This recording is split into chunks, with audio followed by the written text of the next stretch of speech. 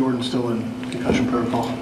Yeah, I mean, that's a process that takes multiple days to get through. Do you ever have any inkling on whether a guy's going to be available or not once they're in that process?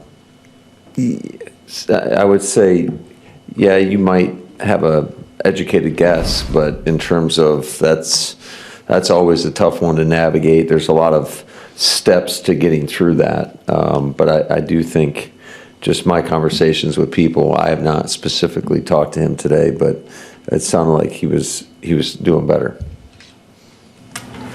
What did you think of the hit? What did you think of the hit? Helmet. It also looked like Jordan ducked a bit, so maybe it became more helmet to helmet than it would have been, maybe. Yeah, I think it was a hit to the head. I think they called it the right way, and it's an unfortunate part of our game. Sometimes it happens. Not knowing Jordan's availability in practice or the upcoming game, does that change how you go about the week preparation-wise with that uncertainty? I wouldn't say it changes our process. Certainly, there's a lot of conversations that need to be have up until that point, but it definitely complicates things. But that's life in this league. Now, what did you think of Malik on film? I thought Malik did a heck of a job. I thought there was a lot of great things that he did, and when plays weren't there, I thought he did a good job using his legs. It's great to have a guy like that can go in and you feel confident can move the football. It's crazy. It's now the second time, at least in my career, where we've lost a game where we haven't punted, and it just so happens it's happened twice this season. So it's unfortunate, but obviously we didn't do enough in the red area. You know, can't have a takeaway there or a turnover there. We had a couple blown calls in regards to just the play calls and the execution of those. And you can't waste plays down there. They're so critical, everyone, and, you know, we weren't good enough. What do you make of that? Like, you're best in the league by far if you take like 80% of your games, but there's a game here and game there where it just hasn't been productive at all. Yeah, but that's life in this league, and you got to find a way to overcome it. I mean, there's going to be moments where it's not going to be up to your standard, and ultimately, as a team, collectively, you have to find a way to overcome it. And unfortunately for us, we haven't been able to do that in some of those instances. Malik's ability to run is obviously such a great weapon. Well, you don't have Clayton Tune available to you when he does it. You expressed concern the last time. This is like Jaden Reed your next option? What do you guys do if something catastrophic happens? Yeah, I mean, I think most teams in the league, you prepare for it and you take a little bit of time, but it's not like you're dedicating a whole bunch of time for those situations in the event that you need to have somebody come in as your third quarterback. Usually if that happens, it's all bad. So it's, you know, time spent, value received kind of deal. But if it does get to that point, I mean, you have to have some sort of plan. It's just, I haven't seen many of those that are very good plans yet up to this point. How's your league doing? He looked like he took a big hit at the end of regulation, but then he had to throw to Reed in overtime. How is he physically? I'd say he's pretty sore. You know, I mean, it's a legitimate deal that he's dealing with, and he's going to be another guy that just we'll see where he's at as we progress, and that further complicates the other problem. Matt, who's your emergency quarterback? Well, we have two guys that we can potentially go in there. You want to name them? Why? Curiosity. Okay. Josh Jacobs is one, and then Jaden Reed is the other.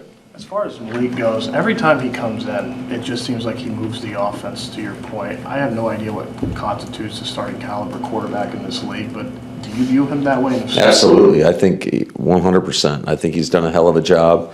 I think we've all seen it, right? I mean, when he's gone in there, we've been able to move the football. We've won games with him as a starter, so we've got a ton of confidence in him and his ability to go in there and win a game if need be. Matt, you've coached quarterbacks in the league for a really long time. Obviously, you always say about the backup, well, we believe in him, we trust in him. Is it a little bit different with him, though, based on Absolutely. everything he's done, right? Yeah. What, It's credit to him. It's his ability. What's so cool about it, and I don't know if you guys get the feel on game day when you're watching it, just how even keel he is. I mean, I don't think his heartbeat even goes up a blip when it's all of a sudden, hey, grab your helmet, you're going in the game. I just don't get any sense. He is just as steady as they come, and I think that's just a hell of a trait to have, because I think most of us probably would be a little bit different in that situation. So what I noticed last night, you would get Wilson running, then you'd run jet sweep, and you might run a fake jet sweep, which sets back up the run. But that's sort of a Willis package, and is that something you prep for, like if I have to go to Malik? No, I think that, so outside of a couple of plays in that game, the majority of it was stuff that we had in the plan, period. And it's just all that stuff kind of played off one another, and we just got to them more than we do, in some other games. So that was just a byproduct of that. Well, when you're doing that too, it looks like you can tire out your defense, your opponent's defense, right? Sure. Yeah, I think there's an element to that. I mean, the way I look at, just the run game in general, I mean, everybody wants to see the big old uppercut to knock somebody out, and that's usually in the pass game or when you're getting a huge explosive. But if you're just chipping away at it, it's like body blows in a boxing match. And I think the more you're able to do that, it tends to wear down the defense a little bit. So how do you get a backup quarterback ready? Like this week, Keyshawn credited Malik for being Caleb Williams. So just how do you get a backup quarterback ready during a week when he's not getting those reps? Yeah, that's always the tough deal. I mean, a lot of it is on the individual, just making sure that you're studying the plan. There's times where, because in practice, he's not getting any reps with the first team offense. So it's how do you take the reps that you get in practice? We always try to put it in our terms, so you're getting so you're going through that process the same way if we were calling to play. And some weeks it translates a little bit better to the plan that we have in place, and some weeks it doesn't. But I think just him being dialed in, taking the mental reps when Jordan's in there, and then doing stuff, whether it's an individual or post-practice, that's a credit to him, to Sean Mannion, to Luke Getzey, to all the guys that are, to Tune, all the guys that are putting in that extra work to get ready to play. Now, we asked you last night about Josh not having another carry after the fumble, but he was on the field for the hands team, right? Was that an injury issue? Do you have clarity on that now? Yeah, it's a lot of it was just, we all know what this guy's been dealing with, and he's been fighting to go back in there. I think a little bit of it was, I thought E was running pretty well, and so we kind of were rolling with that. But certainly Josh is as competitive as anybody I've been around in regards to his ability to get himself ready to play and to go out there and be effective. And unfortunately, it was a tough play, but it had nothing to do with why he wasn't in there, later in the game. How do you come out of it? I think he's pretty sore. How is Romeo's wrist? I'll give you guys updates on that later in the week. Now, is it? I don't think it's anything like too concerning. Go ahead. Can you explain what happened on the zero blitz on the tying touchdown? What was the miscommunication? Yeah, I'm not going to get into the semantics of all that, because I do think there's some element of scheme involved with that, but obviously we busted it. So we busted the situation because it's a shame. I mean, they had scat protection on, getting 5 out. We had everybody covered. We had a free runner at the quarterback, and I will say, not too many guys in the world can make that throw, and he did a hell of a job drifting away from it. put it in the perfect spot, and unfortunately, we just didn't have the defender where we needed one, or at least to make it a contested play. So it's just, if guys bust certain things, I mean, we got to coach it better. Bottom line, we got to coach it better. So when we get in those critical moments, that's when you have to be at your best. And too many times in the critical moments yesterday, we weren't at our best. What's more upsetting for you as a coach? A game like yesterday where you let it slip through your fingers, or a game where you're just out physical and out executed start to finish? Which one eats at you more? They all suck. How about that? I mean, it doesn't matter. That's why it's a week to week. It doesn't matter. I was proud of the way we played. I thought our guys competed. I thought we were physical. I thought there was a lot of good things we did, but ultimately we didn't close it out, and we didn't make a play here, a play there. I mean, it was 3rd and 20, and it's an unfortunate penalty, but we get a face mask that gives them a first down when the quarterback is under duress. So there's so many plays in there that, we do one thing a little bit different and we have a different outcome, but we didn't. So we have to take our medicine. It sucks. Everybody's bothered, I would say, at a high level because of it. And it's hard to sleep at night when you have a game like that. But I think whether you have a game like that or a game where you just get buried, the feeling is pretty much the same. Losing sucks. We put a lot of time and effort and energy into this thing, and when you don't get the outcome that you so desire, it should be painful. But bottom line is, we got to deal with it. We got to learn from it, and we just got to find a way to go 1-0. Period. And that's going to be the message to the team. You played them twice in 3 weeks. Has the thought occurred to you at all that you might see them in 3? I'm not worried about anything past Baltimore. So I want to get through this press conference and then turn my attention to the Ravens. Do you allow yourself at all to watch other games and results you might need to improve? No. We're focused on us, and whatever. The way I look at it, I know it might not be totally irrelevant, but the way I look at it is it's irrelevant. We got to handle our own business, and it starts with we have a home game, a great opportunity versus a team that's fighting for their playoff lives as well, and in the Baltimore Ravens.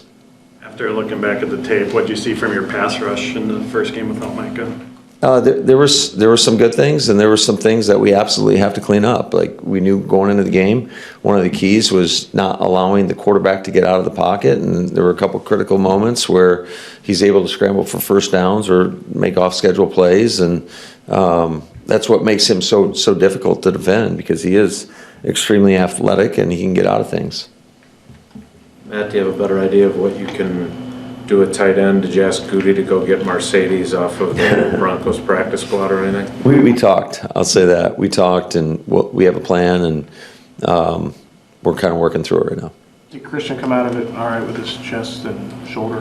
Yes. Is there anything you can take away from playing Caleb Williams now that you get a similar quarterback in Lamar Jackson? Anything from this game? Yeah, absolutely. In terms of just how important the rush lanes are, and when you're playing an athletic quarterback, I mean, everybody's got to be on the same page, and you got to do a great job of just owning your responsibility and doing your job. Matt, I know the league doesn't work like this, but you're basically 3 special teams plays away from being 12-2. Where do you kind of think your special teams are at? And I know Romeo caught everything thrown his direction yesterday, but the game's on the line, and he took ownership for not getting that. Where do you kind of think you are special teams? Well, I mean, contrary to, I get it. I mean, you're looking at 3 plays that are killer plays, and but I think if you look at the totality, I think our teams have done a pretty good job, especially when you look at our coverage units.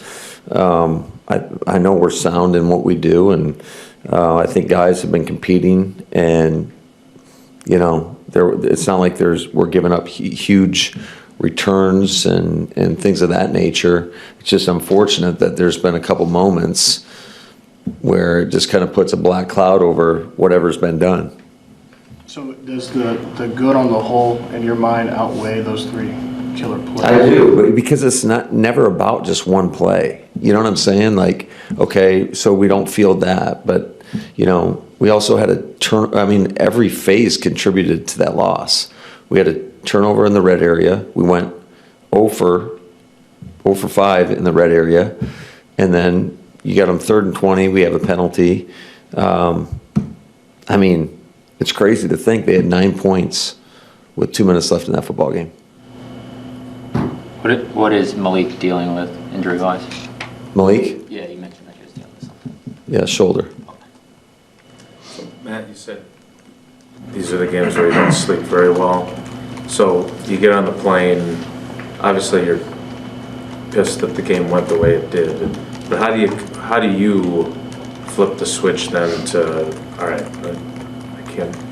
my emotions don't matter anymore, now I have to get this fixed because there's a lot still on the line. Yeah, absolutely. That's part of it. That's part of it. And, you know, if I can't do that, how can I expect anybody else to do that? So, you know, you come in, as painful as it is, you watch the tape, you make the corrections, you talk as a staff. What are we going to do different? How are we going to get these guys to go out there and try to put them in a position for them to go out and make plays? And then you move on to your next opponent. After what happened at Denver and then what happened last night, how do you think the guys are going to respond? I'm very confident, knowing the character of the guys in our locker room, that they'll be ready to roll up their sleeves and get to work. Matt, I thought through 4 quarters, your defense contained the quarterback, good coverage on those receivers. Here penalties here and there. The touchdown to Moore, they say they came up with on Wednesday and repped it on Thursday. How different did that look than what you guys were prepared for in terms of scouting? I mean, that's a play that, it's not like they invented something right there that we've never seen before. Yeah, so. 2 more, please. Matt, just, I don't want to get into the scheme of it, but obviously the bust is a huge play. Given how, Bullard was really good for you last night, I think you'd probably say. Yeah, he did a great job. So, but he's been really good in the slot too. Was there any consideration to going with Zane at safety so he could stay there, or was that not part of the plan? Well, Zane's another guy that we have a lot of confidence in, but I think when you look at it in terms of when you're playing the nickel, we thought it was best, because we didn't want to take Bull off the field yesterday. So that was, I would say, the thought behind it, and we thought it was best to give him every rep at safety, just to leave him there the whole game. Hobbs is a guy that's got a lot of nickel background in his past. I thought he played pretty well. I thought he was physical and he fit well. He made some plays, and his availability, that's why we went the way we went. But, you know, we also have a great option in Zane's, another guy that we have a lot of confidence in. So I'd say it's a good problem to have when you have a lot of guys that you're confident in, and it gives you just different avenues to get to where you want to go. It's been about prepare for a guy like Johnny Walker, who's only played a few snaps this year. How do you prepare for a guy like that who's haven't seen much? The same way that you would prepare for every other guy. What's it matter if it's him or Rome out there? You know what I'm saying? Like, It's been about a week since you kicked off in Denver, and it's been a pretty tough week for your team, from the injuries to losing 2 games. You guys had really good shots in.